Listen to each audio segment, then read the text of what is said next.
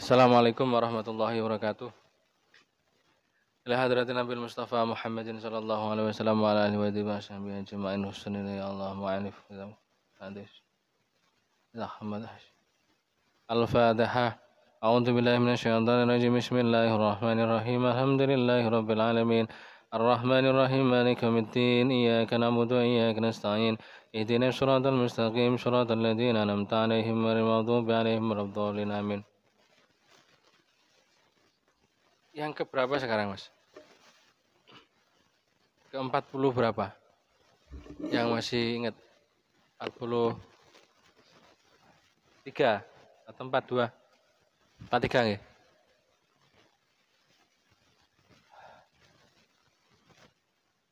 Wis buka kabeh iki mau ya? Saya buka semua ya.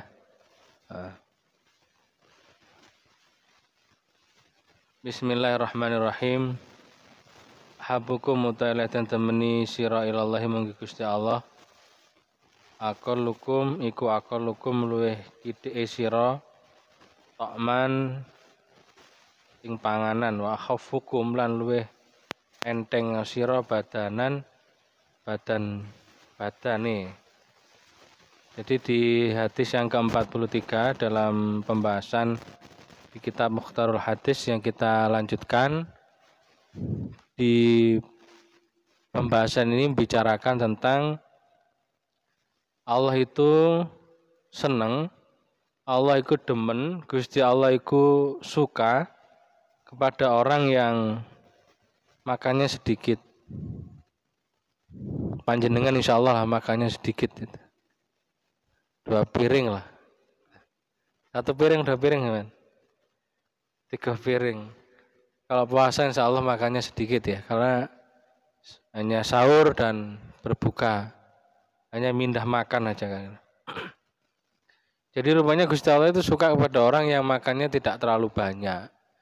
Kalau di hadis yang lain, kalau kita mengikuti Nabi itu makan ketika lapar dan berhenti makan sebelum kenyang.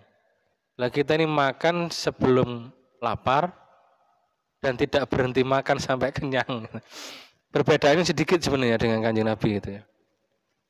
Kalau kita sedikit-sedikit makan, kalau Kanjeng Nabi makannya sedikit. Dan Allah itu rupanya suka makan kepada orang yang makannya sedikit. Sampai nukur sendiri lah, sampai itu maamnya banyak atau sedikit. Sampai nukur sendiri. Wa akhafukum badanan. Dan badannya yang enteng itu ya gampangnya enteng rek. Ringan. Ya kok sampai ini sik kuru-kuru nih ringan.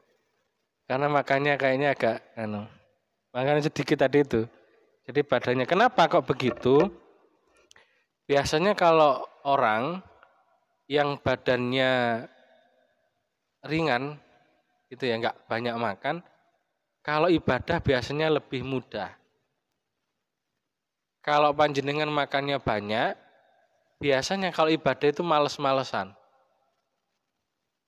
Kalau banyak makan, biasanya itu malesan. Malesan itu apa ya? Males gitu loh. Mau ibadah males, mau sholat tahajud males, pinginnya tidur itu. Biasanya begitu.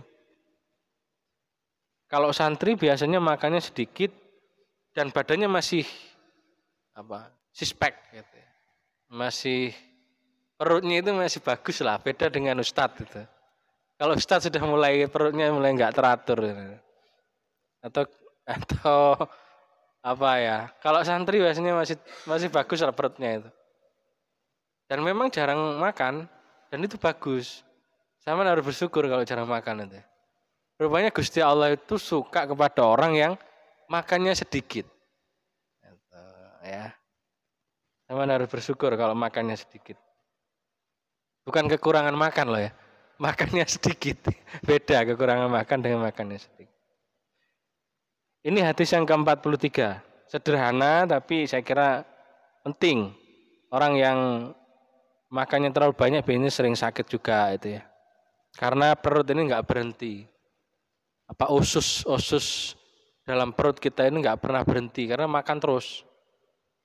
maka kan tidak boleh terlalu kenyang makan itu. Kayak berbuka pun juga nggak boleh terlalu kenyang. Makan sedikit itu aja nanti terus biar ndak males tarawehnya. Nah, biasanya ada juga karena puasa itu sampai maghrib makannya banyak, setelah taraweh sudah males. Banyak biasanya begitu. Kan taraweh nggak wajib Pak. Iya tapi kan eman itu. Karena setahun sekali kita bisa melakukan taraweh. Nah ini saya kira harus kita ambil pelajaran lah di hadis yang ke-43 ini. Rawahu Dailami an Ibnu Abbas. Di hadis yang ke-44, akhibbu temeno sira al araba ing wong Arab li salasin krana 3 hal. Cintailah Arab gitu ya, cintailah Arab, bangsa Arab atau Arab lah gitu ya. Karena 3 hal. Li'ani Arabiyun li'ani karena saat temene ingsun Kanjeng Nabi itu iku Arabiyun bangsa Arab. Cintailah Arab itu karena Kanjeng Nabi itu adalah Arab gitu ya, bangsa Arab gitu gini. Wal Qur'anu Arabiyun dan utawi Qur'an iku Arabiyun bahasa Arab. Walaupun nanti perdebatannya kita nggak perlu berdebat itu aja ya.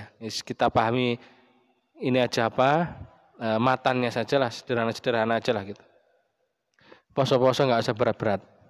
Wa kalamu ahli jannah utawi kalamnya ahli jannah itu fil jannah ing dalam swarga iku Arabiyun bahasa Arab. Ada pertanyaan juga, bagaimana yang nggak bisa bahasa Arab Pak ketika di dunia itu? Itu ada pertanyaan begitu itu. Nah, jadi nanti siapa ngomongnya Arab neng surga. Wis pokoke naam lah gitu ya. Syukron. Nah itu. Nah ini saya kira ada 3 hal harus kita cinta kepada Arab. Nabi Arab, Quran itu berbahasa Arab dan kalam ahli jannah di dalam surga itu adalah Arab. Ikhtarisiru Rawahu Tabrani wa ghairihi. Ikhtarisiru njaga sira minan nasi saking manusa bisu idoni saking olone penyono. Jadi kita semua harus menjaga prasangka tidak baik kepada orang lain. Ya. Biasanya kita ini kan lebih mudah berprasangka buruk. Misalkan ada tetangga yang beli mobil baru, itu biasanya masyarakat itu mempunyai zon yang tidak baik. Ini 1 bulan kerja di Surabaya kok pulang sudah beli mobil baru. Terus pakaiannya kok agak tidak tertutup. Wah. Ini biasanya sudah mulai punya su'idzon, prasangka tidak baik. Apa kira-kira di sana buka kos-kosan ya kira-kira itu? Saisine maksudnya. Kos-kosan saisine itu. Kok saulan kerja mulai wis nggawa ras baru atau nggawa Fortuner baru misalnya. Ya memang kadang-kadang ya perlu dicurigai, tapi kan di dalam hadis ini ikhtarisu minan nas bisu'idzon. Kita itu diperintahkan untuk menjaga kepada manusia lain itu prasangka yang tidak baik. Ya sudah, kita prasangka yang baik saja.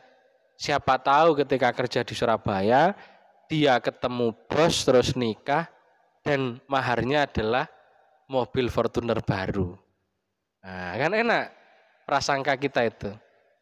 Misalkan ada temennya nanti lulus terus kayaknya dulu di pesantren kayaknya ya enggak niat itu misalnya ya ngono-ngono tok itu malam ya jarang mutolaah, tidur itu ya.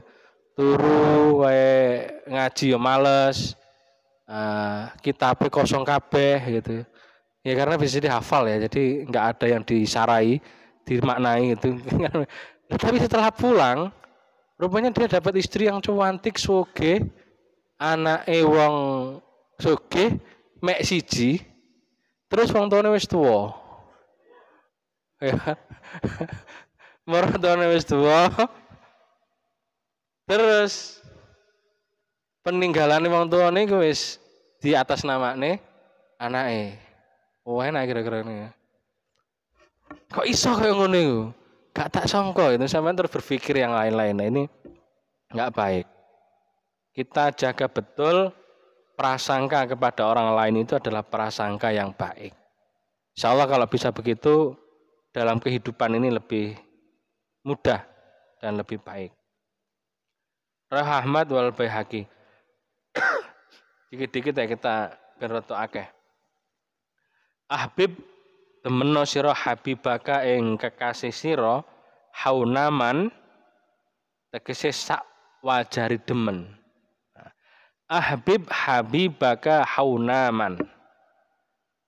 Temeno cintailah kekasihmu gitu ya. Sak wajari aja. Sak apa? Sak wajari. Sewajarnya saja. Gitu ya. Sewajarnya saja. Misalnya sampean misalkan ini ya. Anak muda itu kan pasti cintanya kan kepada pemudi. Perempuan yang seumuran kalian.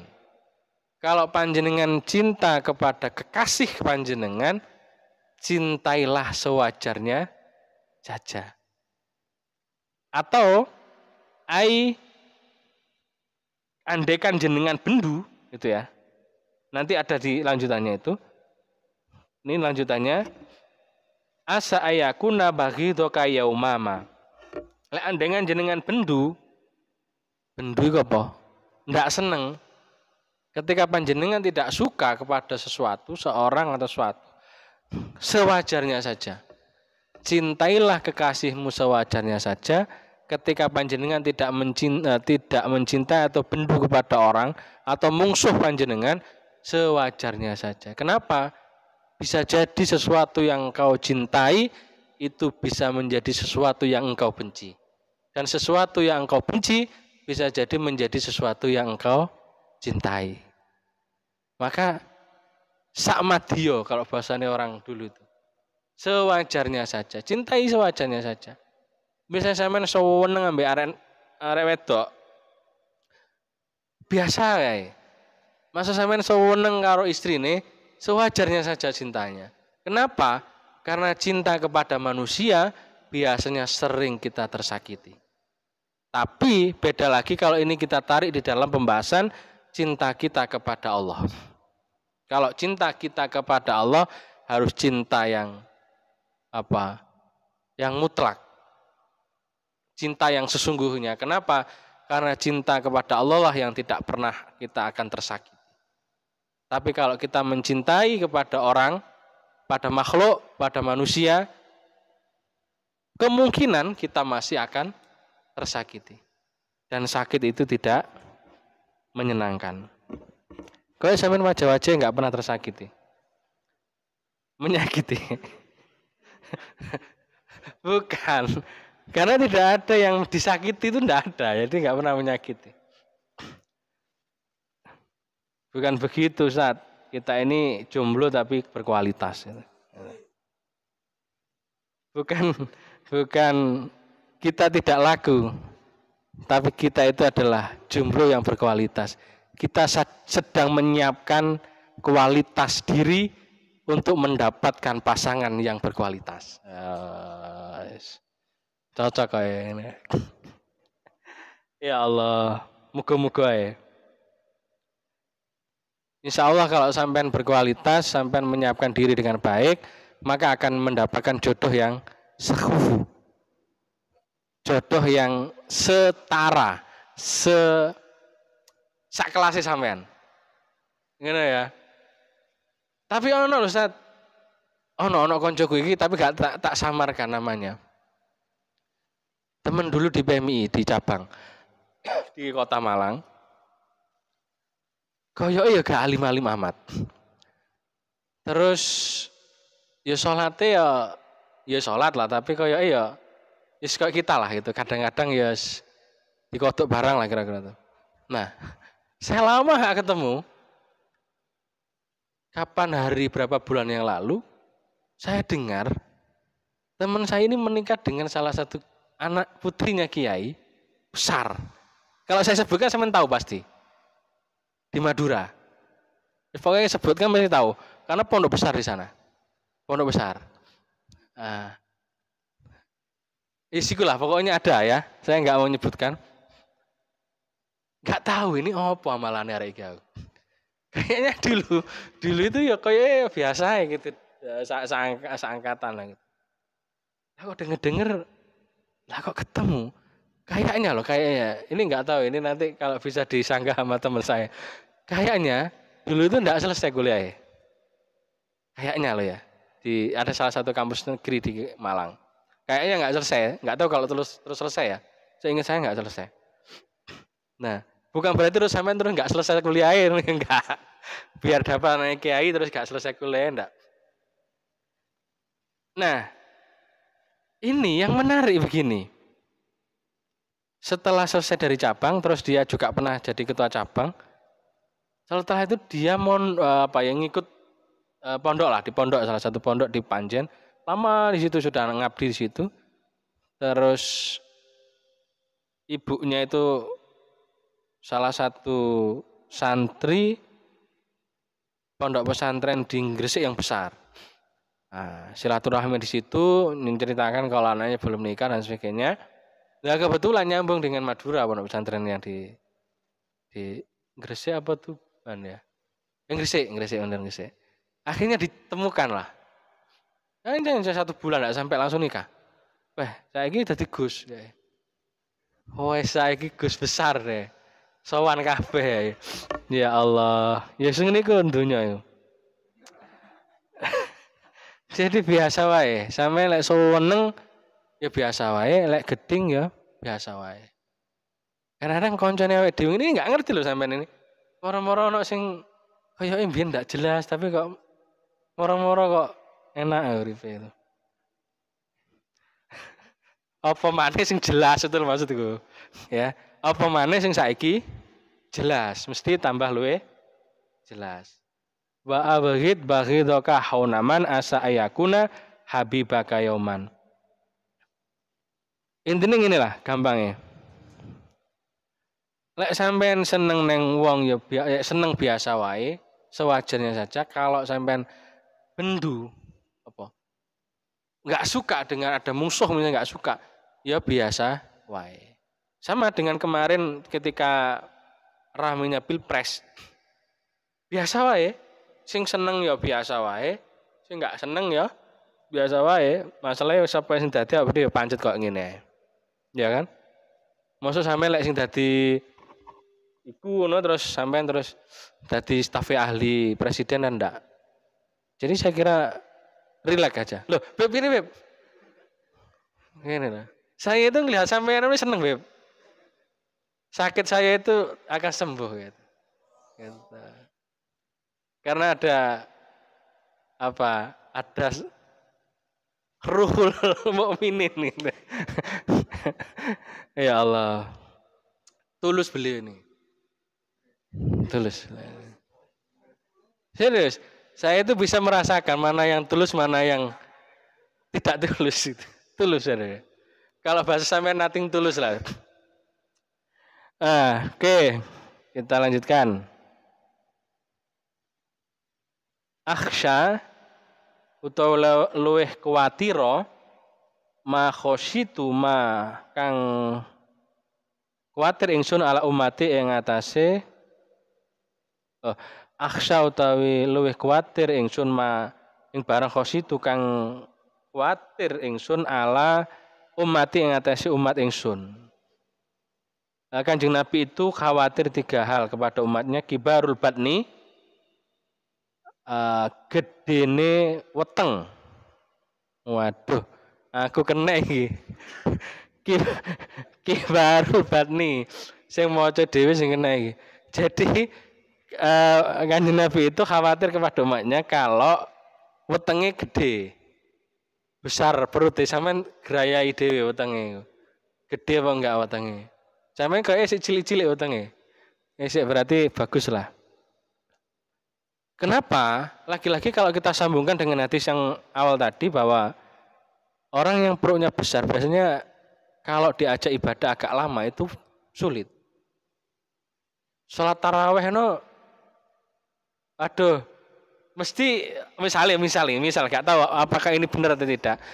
Misalnya di sini ada yang hafid Quran, terus ngimami, gitu ya, ngimami, terus mulai suratnya wis gak dipengerti oleh jamaah itu. Lah ini sing perut berat apa? Perut besar itu sudah mulai gelisah. Kayaknya besok harus nyari masjid yang lain itu. Ini sudah mulai gelisah. Kenapa? Karena perut yang besar biasanya untuk ibadah agak sulit ya, berat itu. Maka kalau nyari taraweh, nyari yang cepat. Apalagi kalau ke masjid yang itu satu malam satu juz itu ada juga kan. Wah itu mesti gak kuat. Ambaannya mengkos misalnya. Maka kata Nabi dikhawatirkan umat saya itu kibarul batni, gede wetenge. Karena malas nanti ibadah. Sampeyan wis bener iki gak besar-besar wetenge ya. Wis bener ya. Wis bagus ini sudah. Lek santri terus wetenge wis gawedene wis kaya duduk santri ngono.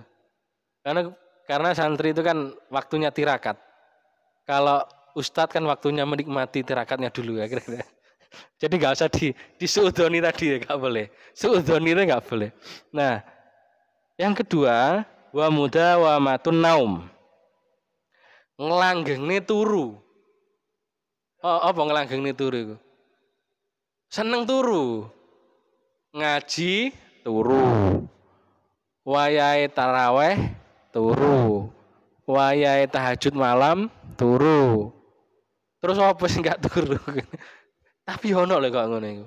Saya dulu di pondok punya teman yang begitu itu. Tapi sekarang enggak tahu kemana dia. Semoga tidak sesukses saya lah. Ini membahayakan saya gitu loh. Kalau teman saya dulu di pondok terus turuan, itu apa ini bahasa di sini? Mudawamatun naum, ngelanggengaken turu, terus kok lebih sukses daripada saya. Ini bisa terbantahkan hadis ini. Bahaya juga ya. Maka semoga tidak sesukses saya lah kira-kira itu. Belum ketemu saya. Jadi ketika ngaji tafsir Jalalain kan biasanya agak panjang ya kiai itu ya kalau subuh itu. Biasanya dia nyari tempat yang telundakan begini nih. Yang telundakan nyari tempat begitu agak tidak kelihatan kiainya gitu kan. Karena banyak kan. Nah, itu agak tidak kelihatan di pertengahan atau apa itu sudah tidak berjalan tangannya itu. Itu sudah tertidur di atas kitabnya itu. Nah, takutnya ketika tertidur itu malah mendapatkan hidayah. Itu kan saya takutnya begitu itu. Ada juga yang begitu itu. Tapi kalau di sini kan tidak ada yang tertidur itu. Karena bahasanya bahas mudawamatul naum itu. Jangan sampai ngelanggengaken turu. Maka jangan terlalu banyak tidur. Apalagi yang masih thalabul ilmi. Thalabul ilmi ini kalau bisa ya tidurnya 3 jam. Itu sudah saya kira terlalu banyak lah. 3 jam cukup lah ya kira itu. Nah, kalau mahasiswa dulu kan jarang tidur, malam itu biasanya bergadang. Sampai subuh, baru setelah subuh tidur. Pagi wae kuliah, dibangunin temannya nggak mandi berangkat langsung. Ada yang begitu? Nggak ada ya? Nggak ada. Nggak apa-apa, yang penting berangkat aja kuliah. Kalau saya begitu dulu. Pagi dibangunin teman jam 7, nggak sempat mandi wis cuci muka berangkat sudah. Kan juga nggak akan mungkin tahu kalau kita belum mandi atau tidak kan. Berangkat yang penting. Di dalam kelas ngantuk tidur lagi. Nggak apa-apa. Daripada ndak masuk itu. Jangan terlalu banyak turu. Jangan tidur ya, terlalu banyak tidur. Apalagi puasa. Wal kasalu. Aras-arasen. Wa dhaful yakini. Apes keyakinane. Aras-arasen dan keyakinan yang lemah gitu ya. Apes gitu ya. Aras-arasan niku apa sebenarnya ya? Apa Mas? Aras-arasan Mas? Malas-malasan ya. Wae ngaji males gitu, wae baca Quran males, waktunya setoran hafalan males. Jangan nanti bisa masuk dalam, dan jangan sampai menjadi punya keyakinan yang apes apa lemah lah gitu. Keyakinan yang lemah. Kemarin sempat kita bicarakan tentang keyakinan yang saya kira ini tentang hal yang sangat penting. Keyakinan itu sebenarnya kalau kita mau mendalami, itu berbicaranya tidak hanya berbicara akal.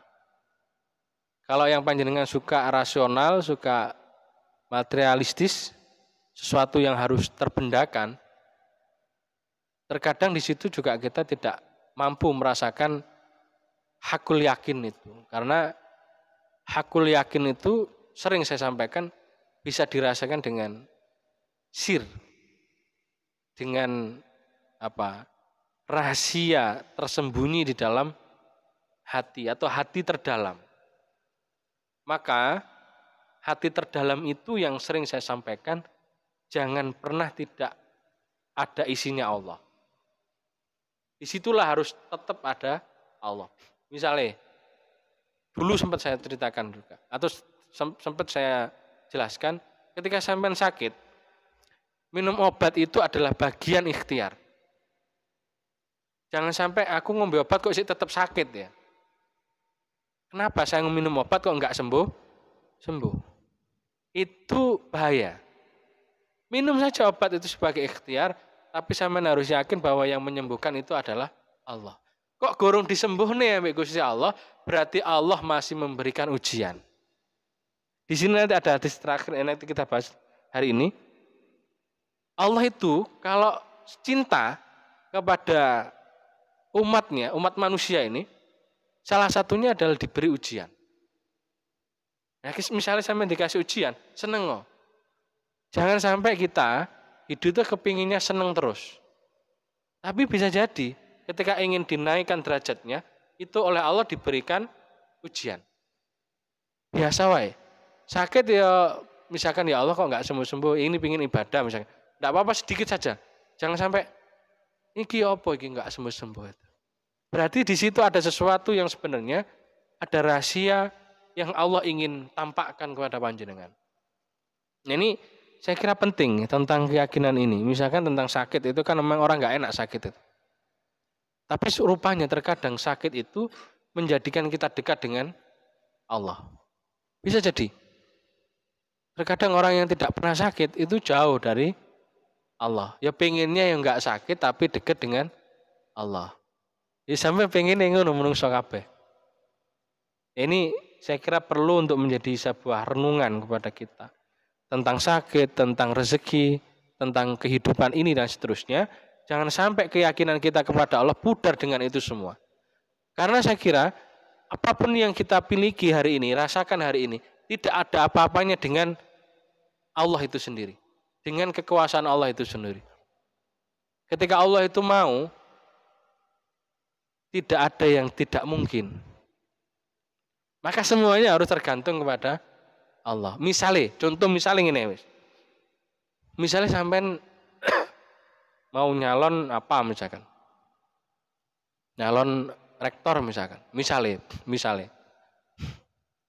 Semua orang bisa jadi separuh atau 70 orang tidak suka dengan sampean.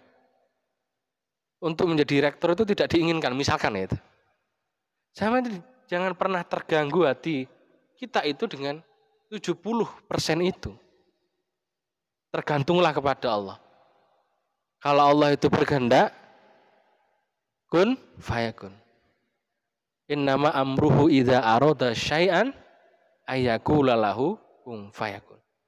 Kalau Allah sudah berkehendak, mau ada 70 orang yang menghalangi, mau sampai dimasukkan ke penjara misalkan itu, atau sampai dimasukkan di kamar, dikunci sendiri, Kalau Allah menghendaki jadi rektor, jadi rektor. Kalau sampean dikehendaki jadi DPR itu. Kalau dikehendaki jadi presiden, walaupun banyak yang dicurangi, misalkan. Walaupun saya nggak tahu hari ini apakah ada curang atau tidak, saya nggak tahu. Yang penting jadi sopo ae wis padha ae lah menurut saya. Yang penting Indonesia damai. Ngono ae ya. Awake dhewe nggak diganggu misalnya ibadah. Awake dhewe ngaji nggak diganggu. Wis ngono wis lah. Golek duit dhewe toh kita kan. Nggak akan dikasih juga. Walaupun ada program makan gratis lumayan lah. Bagi anak kecil, bukan kita ya. Nah, maka keyakinan itu betul-betul harus kita taruh yang paling tinggi, keyakinan kita kepada Allah itu. Maka semuanya akan beres. Walaupun ini bertahap ya. Tingkatan kita ini bertahap. Ada nurul yakin, ainul yakin, hakul yakin. Kita hanya memahami, mengetahui, dan betul-betul kita masuk di dalam keyakinan yang sesungguhnya. Bagaimana bisa merasakan hakul yakin itu? Karena kita melakukan apa yang kita lihat, apa yang kita ketahui.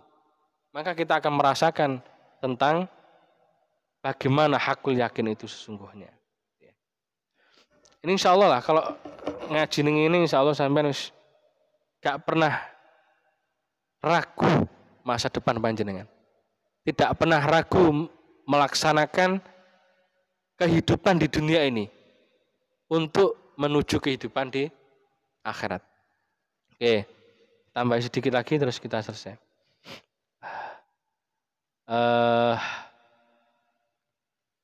Ada nekanono sira maing bareng iftarad apa iftarad rek artine iftarad kang apa ya artine apa iftar ta butuh ya iftarad ya sapa Allah Gusti Allah alaika ing atase sira takun mongko ana sira min abadin nasi saking luweh ibadahe menungso. Wajitanib lan ngedono sira maing barang haram mangarmo sapa Allah alaika atas sira takun mengkono sira aura annasi iku luweh wira ini warda ridho sira bima kelawan barang kosama kang antum sapa Allah Gusti Allah kamu sira takun mengkono sira min aghnan nasi saking luweh sugi-sugi menungso.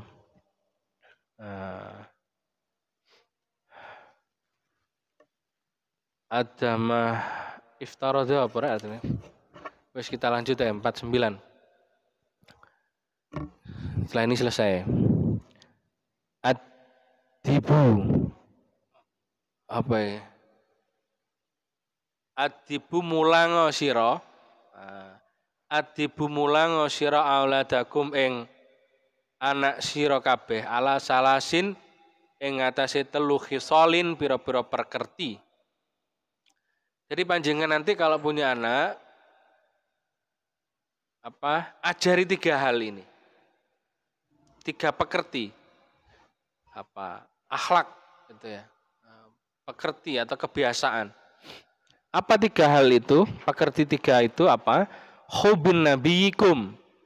Demen cinta kepada Nabi sira kabeh. Mencintai Kanjeng Nabi. Kalau nanti panjenengan punya anak, pertama salah satunya adalah ajari anak-anak panjenengan itu untuk cinta kepada Kanjeng Nabi Muhammad SAW. Yang pastinya ya cinta kepada Allah otomatis ya. Kalau dia di sini cinta kepada Kanjeng Nabi. Bagaimana caranya? Ajari tentang sirah nabawi. Ajari tentang sejarah-sejarah Kanjeng Nabi. Mulai Nabi masih kecil, mulai berdakwah,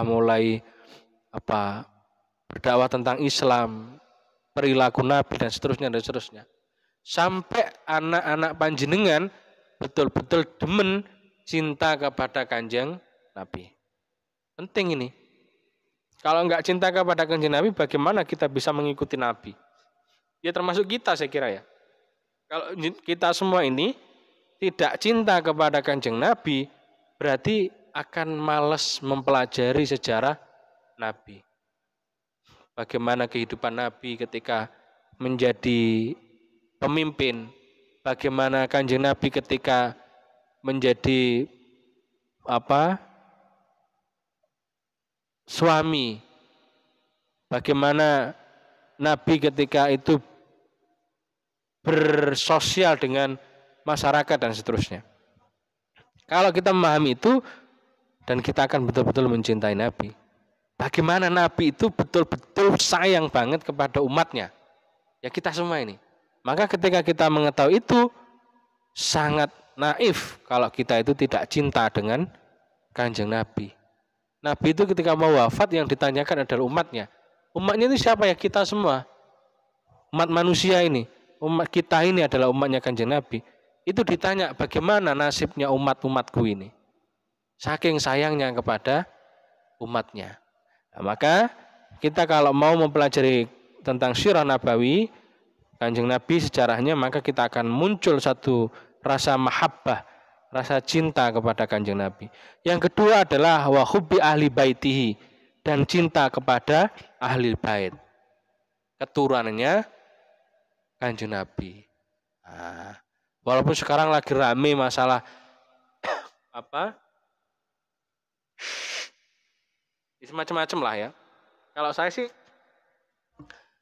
selama dia tidak penipu, selama keturunan itu tidak merusak tatanan ajaran Nabi, kita wajib untuk menghormati dzurriyyah Nabi. Tapi kalau dia itu ngaku-ngaku terus perilakunya tidak sesuai dengan Kanjeng Nabi, ya saya kira perlu kita beri nasihat gitu aja. Sekarang kan lagi rame masalah begitu itu ya. Kalau saya sih selama itu adalah ahli baiti, ya kita cinta, kita mahabbah kepadanya. Wa qiraatil Qur'ani, dan membaca Al-Qur'an. Nah, anak-anak kita harus diajari membaca Al-Qur'an. Sampai di sini juga dijelaskan fa inna hamalatal Qur'an, mongko sak temene pira-pira kang apal Quran, atau tidak hanya hafal, sebenarnya hamalat itu ya apal ya paham terus melaksanakan isi Al-Qur'an, fi dzillillahi iku ing dalem iyup-iyup Allah yaumala dzilla illa dzilluhu ma'a anbiya'ihi wa asfiyaihi. Nah, kalau anak kita itu nanti menjadi ahli Quran, hafal Quran, memahami Al-Quran, terus menjalankan Al-Quran, maka Allah itu akan memberikan keistimewaan. Iyup-iyup, ketika nanti tidak ada iyup-iyup. Yang itu yang memberikan iyup-iyup, apa ya iyup-iyup ya? Supaya iyup-iyup lah ya. Yang akan memberikan naungan, itu ya, iyup-iyup itu adalah para nabi dan salah satunya juga ahli Quran. Anak-anaknya ahli Quran itu nanti bisa memberikan iyup-iyup. Ketika nanti di dalam tidak ada iyup-iyup. Tidak ada iyup-iyup. Pokoknya ngono lah. Oh iya. Jadi harus anak-anak kita itu dijadikan ahli Quran. Jangan sampai, saya itu paling yang takut ketika masih kecil anak-anak saya dulu ya, ada yang sekarang sudah kelas 2, alhamdulillah sudah bisa baca Quran, saya senang, lego lah gitu. Minimal bisa baca Quran dulu. Tapi kalau sudah masih kecil itu belum bisa baca Quran, saya masih deg-degan. Sampai enggak semua Quran ya opo nanti. Maka pembelajaran Al-Quran lebih dini itu menjadi sangat penting kepada anak-anak. Nah setelah itu tidak hanya membaca, menghafal, tapi nanti ditingkatkan lagi untuk memahami isi daripada Al-Quran. Yang biasanya kalau di pesantren-pesantren NU tidak hanya menghafal Quran, tapi juga ulumul Quran, juga tafsirul Quran dan seterusnya. Itu kelebihannya di pesantren-pesantren NU. Yang di dalamnya itu juga ada hafalan Quran. Nah, maka saya kira menjadi penting memilih pesantren itu adalah pesantren yang NU itu. Kalau hafal Quran lah ya. Karena di dalamnya juga akan mempelajari, memahami isi daripada kandungan Al-Quran dan itu akan memberikan keistimewaan yang luar biasa karena akan memberikan pertolongan gitu adalah gampangnya kepada orang tuanya. Nah, ini kan lumayan.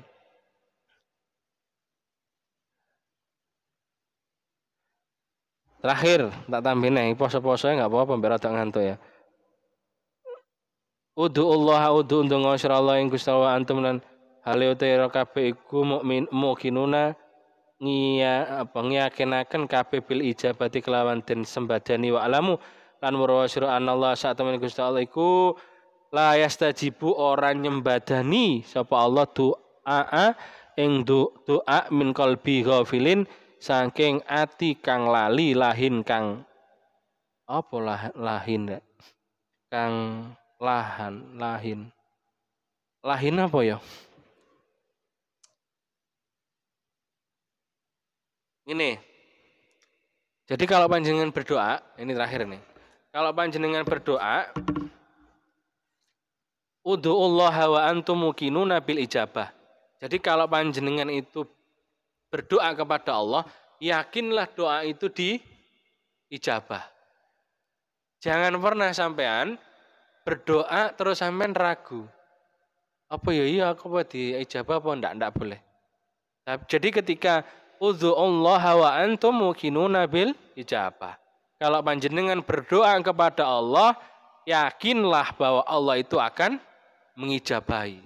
Kenapa? Wa'lamu, ketahuilah sungguhnya Allah itu la yastajibu du'a min qalbi ghafirin lahin.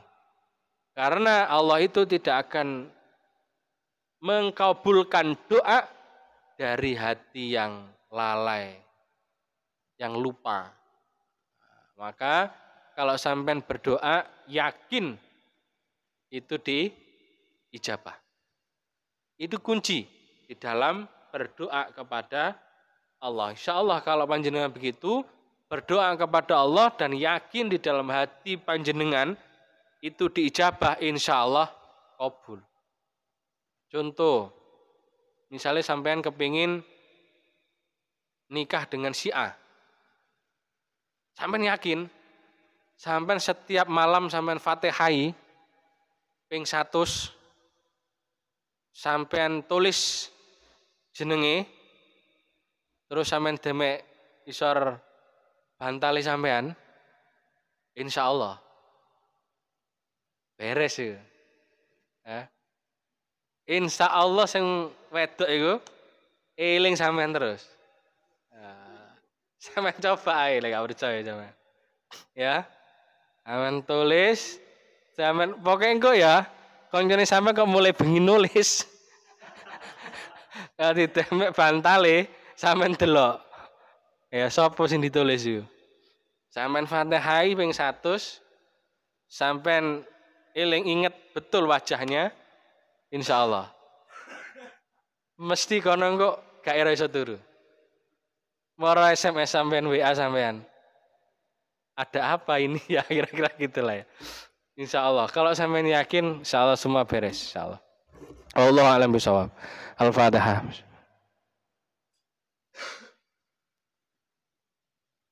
Maulaya sholli wa sallim daiman abada ala habibika lihmi huwal habibul ladzi turja syafa'atuh kulli hauli minal ahwali mutahimi ya rabbi bil mustafa balil maqasidana firlana mamadaya wasi'al karami.